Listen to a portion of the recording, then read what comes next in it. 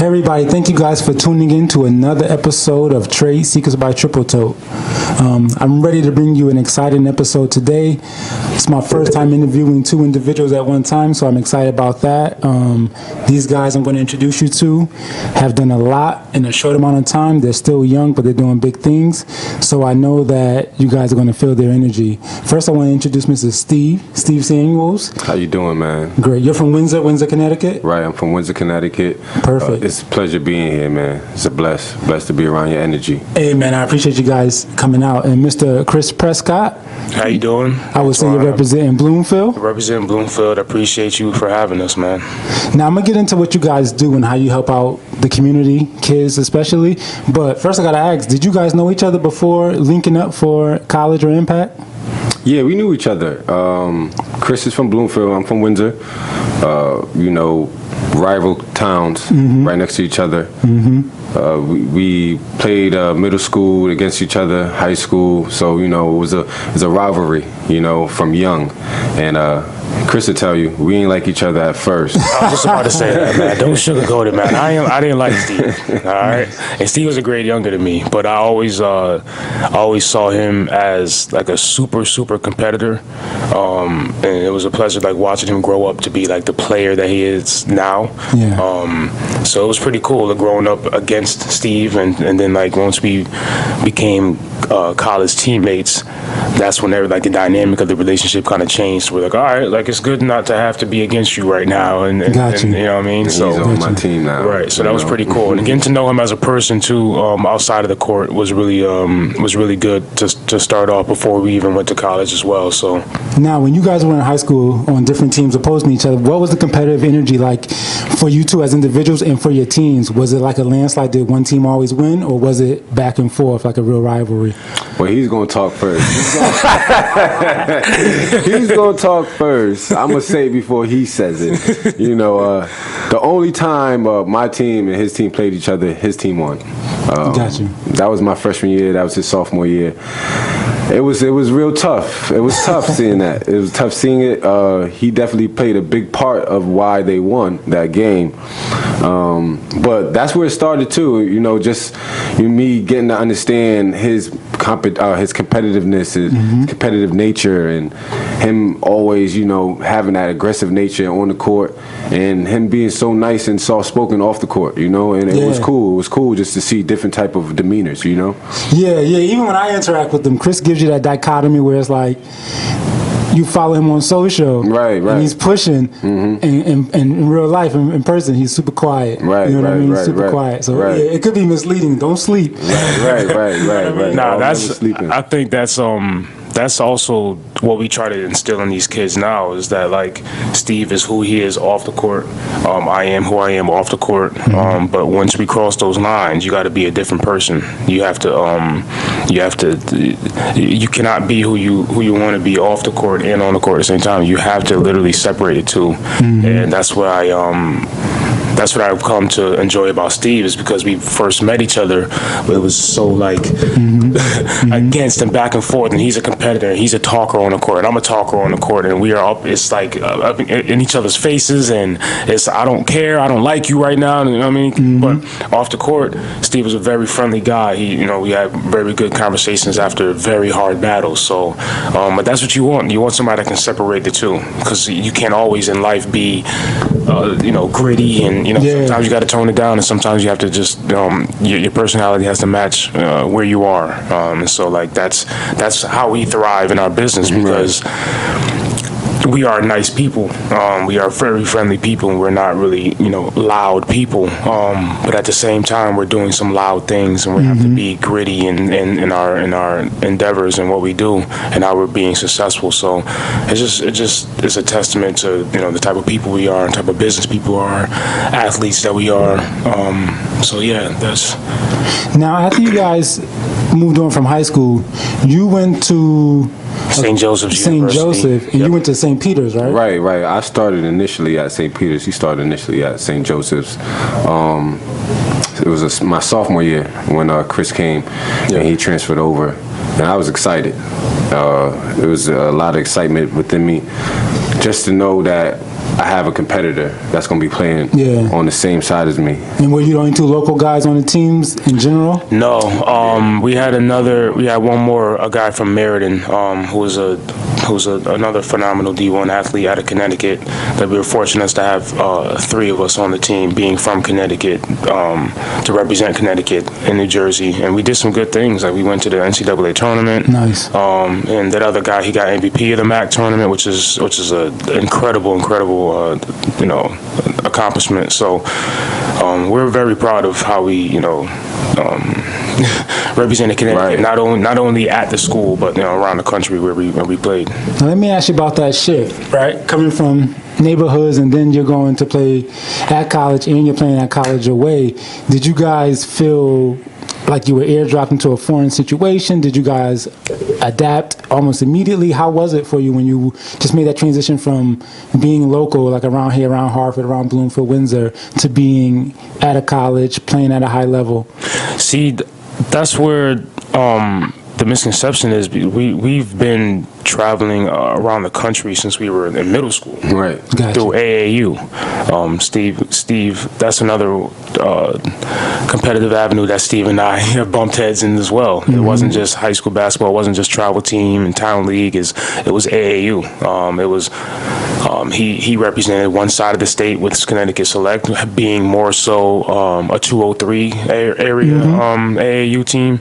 I was more in the Hartford area, representing Connecticut as well. So we've been traveling since I can remember 6th grade. I remember going to Virginia for nationals, and that was my first time being away, representing Connecticut, and so like that just continued on. So when we got to college, it was easy. You know what I mean?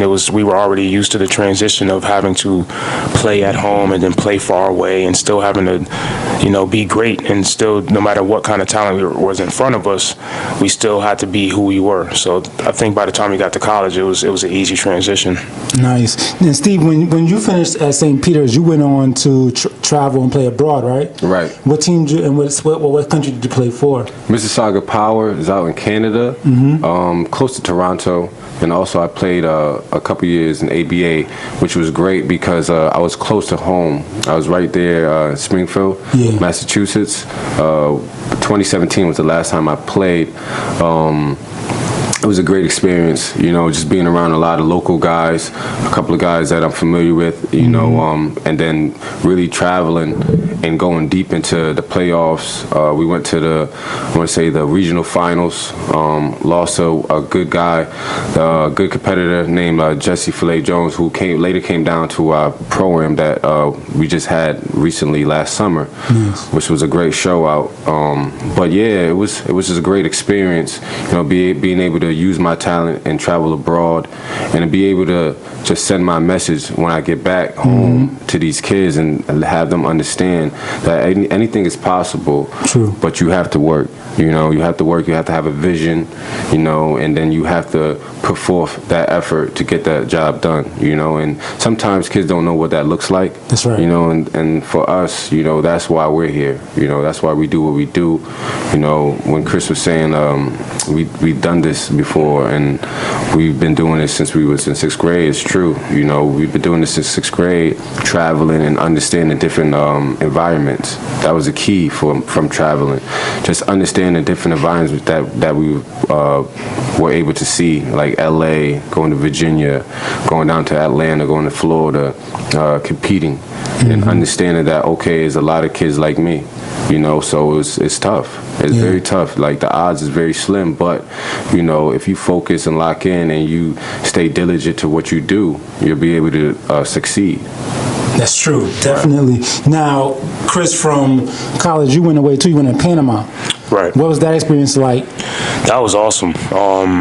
I was fortunate enough to have dual citizenship and play for the national team in Panama. My dad was born there, so that was an awesome experience. I kind of got thrown in the fire because national team, that's like the highest level of countries play. We compete to play in the World Cup games, and the biggest goal is to get to the Olympics as a national team. So when I first got the opportunity, that was my first opportunity, was to play for them, and then I played in the league there, developed a strong relationship with a lot of the general managers there that were a part of the national team that had their own teams within the league in Panama. Gotcha. So I went over there to play, and I fell in love. I found a home, and I didn't really want to go anywhere else.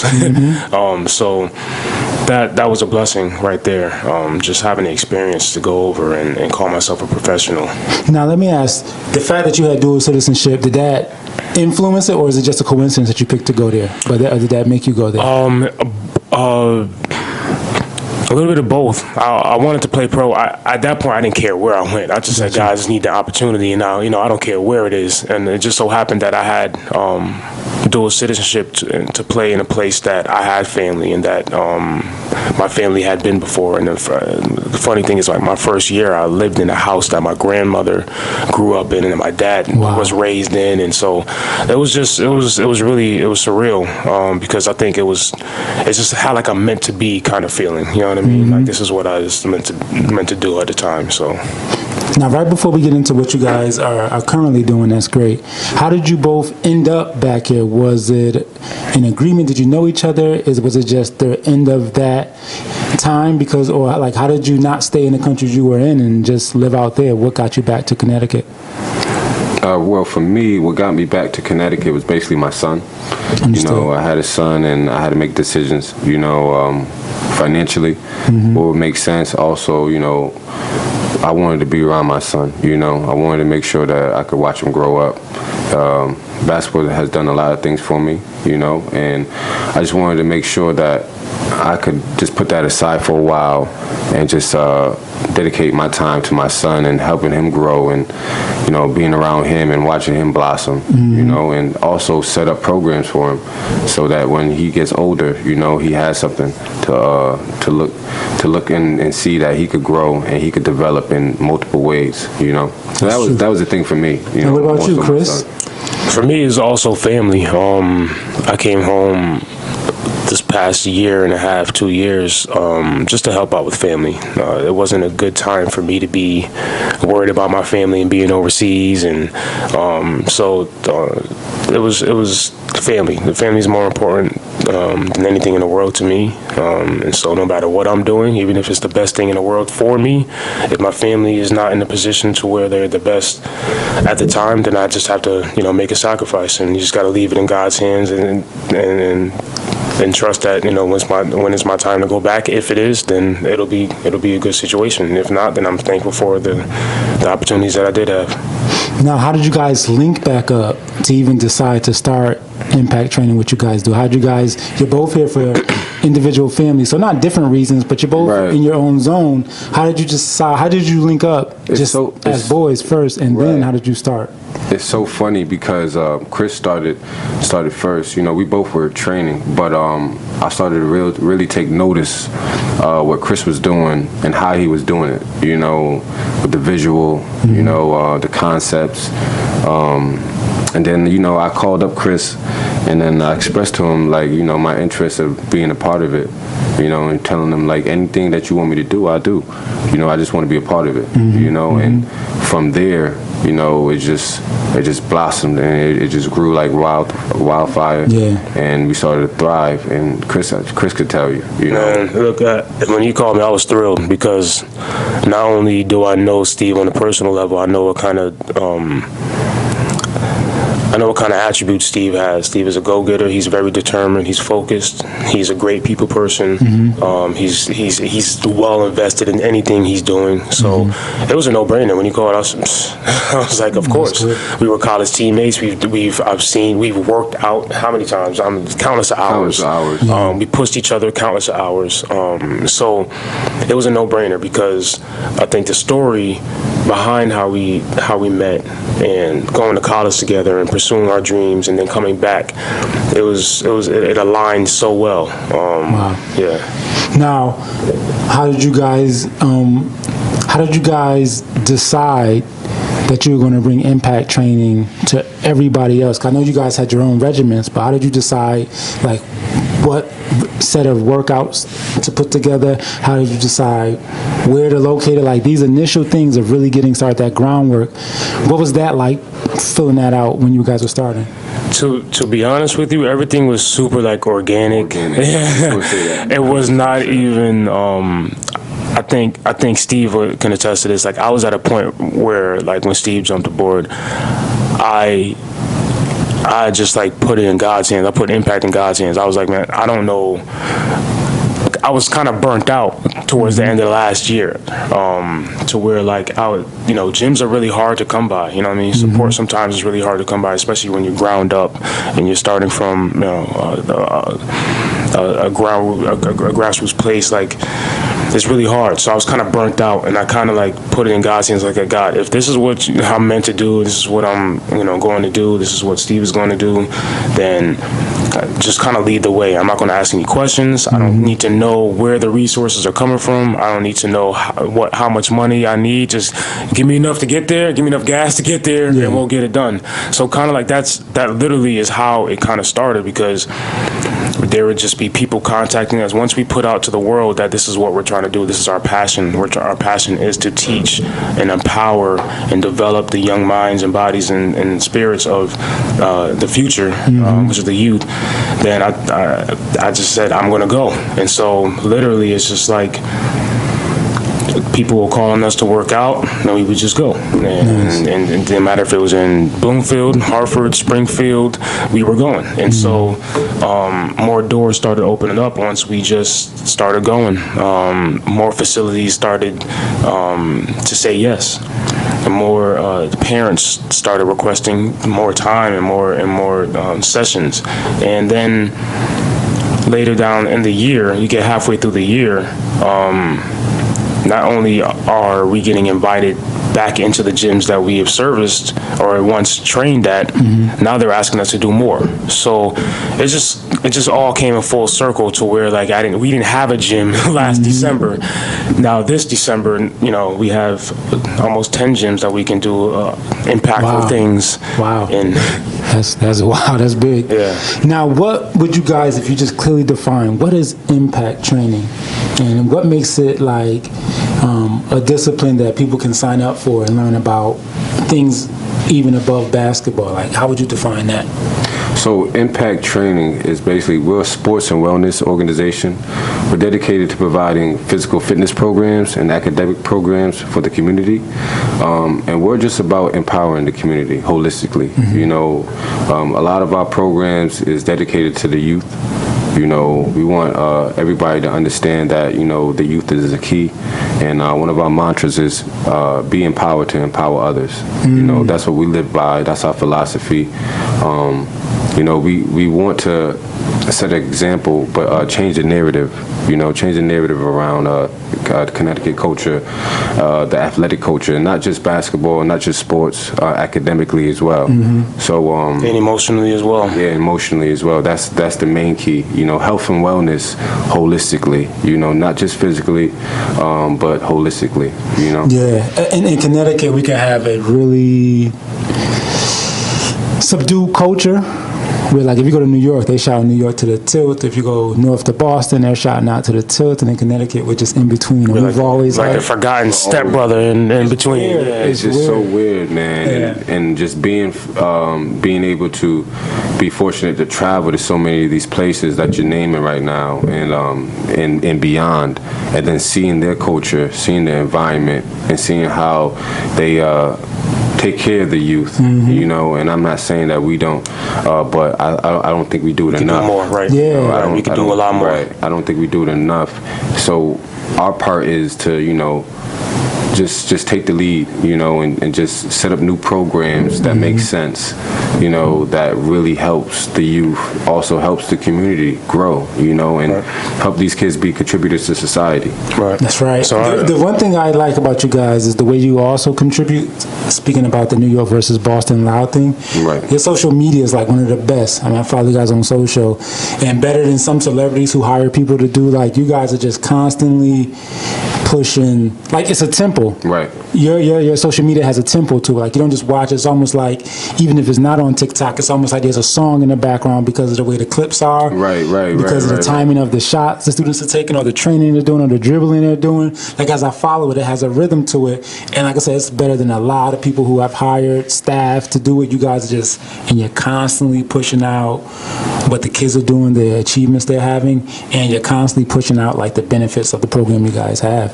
Right. That's dope. Yeah, social media is key. It's key. And it allowed us to have super success this summer, especially when we didn't even have a website, but to just be able to deliver messages, like you said, of what we do, what we find important, what we have coming up, and who we interact with, what we find important. Even at the kids' accolades and their successes, we want to highlight them, and to be able to have a following like we do now, based on social media, is really powerful. So we just try to use it to our advantage in every way. Now, when I see the guys running drills, they're not just doing drills you had to do when they needed to get rid of an hour in high school, right? They give you a ball and tell you to do these simple things. They're doing, like, I'm seeing athletic bends, I'm seeing like pop and shoot, stop and pull up. Like, you guys are really teaching them the real stuff, and it's not just for you to be occupied for an hour to stay out of trouble. You guys are pushing these kids, which I think is great. Right. We definitely design our training regiments to be innovative, but also be effective. You know, we want these kids to understand that, you know, you can use calisthenics. It's not all about weights. You know, it's more so about resistance bands, plyometrics, using your own body weight, being able to be quick. You know, using your fast twitch muscles. How does that look like? You know, what does that look like? We basically take our time with our training regiments, you know, and we design them specifically for that athlete. Right. You know, it's not about creating a regiment that's just for a group workout. No, we want a regiment that's really going to help that particular player evolve, you know. And to what Steve said, like, there's two parts to how we train. It's the first part is, like you said, like innovative and, you know, we're creative, and sometimes we use bells and whistles and stuff like that. But the other thing is the simplicity of what we do as well. We often see a lot of trainers and coaches and using a lot of equipment and all this crazy stuff on the court that they'll most likely never see or do in the game. And I get that there's some type of value to that, but what the baseline of our training is, we use a statistic: 93% of the shots made in the NBA, mostly in college as well, are off of 3 dribbles or less. So you might see James Harden doing 1 million dribbles and step backs and all that, but he is who he is because of, you know, he's 6'8" and he put in the work, and you know, he was a top 10 draft pick and blah blah blah. But chances are we're not training James Hardens, you know. We're training kids that were like us, and so we teach them how to be successful in college, and that translates into, you know, if they do the work, then they can have a professional career as well. So it's simple and innovative and effective, because we're not training any of these kids to put them in situations that they will never see in a game or never see in college. Yeah, it reminds me when I watch Kobe interviews, when they go back through his career now, he realized, I guess, early on that I don't want to waste time training just to train or lifting just to lift. I want to be using specific muscles and specific movements that I'm going to actually be using in the game. Right. And I don't want to waste time doing anything else. It's 2020, you know, it's top of the year when we're recording this, but it's going to air in a couple of weeks. What are you guys' outlook and goals and wishes for 2020 for impact training? Just to build on everything that we've been doing 2019, you know, and keep marching forward, putting our best foot forward. We have a lot of great programs that's going to be in place. Well, that is in place right now. And we just want to make sure that we have a lot of success, you know, and we're doing the day-by-day the grit and the grind to make sure that that happens. You know, we're fortunate enough to have a lot of help, a lot of support behind the scenes that helps us out a lot. You know, through day to day. Chris and I, you know, we make sure that, you know, we get up and we know what's the task for the day. You know, we know in the week, in the week, in the month. You know, and we make sure that we go ahead and do our due diligence to take care of everything that we need to take care of in order to be successful for that day, that week, that month. You know, and it's just doing the same thing but doing it better. That's right. You know, and I think the difference between this year and last year is last year we had no idea what the year was going to look like for us. No idea. We didn't know we were going to do a pro-am. We didn't know we were going to have the league. We didn't know that we were going to be invited to do things within the school system to affect kids in social emotional learning and restorative practices. We had no idea any of that stuff was going to be, you know, on our plate. But I think the good thing about 2020 is that we know everything that's going to be laid out throughout the year. So it kind of makes everything just a little bit better for planning and understanding. Like I said, last year it was on the go. Last year it was just on the fly. It wasn't unorganized, but it was on the fly. But this year we have a set plan on what and how we want to do things, and we built the foundation in 2019 to set the table up for the foundation to be even expanded for 2020. Now let me ask, for those people, two sets of people. First group of people is kids that want to be part of the program and actually take on the training, and the same question for those who want to support what Impact Training is due and get it out to more kids. Where can people find you on the web or email so they can reach out to you? So you can follow us on Instagram, Impact Training Co.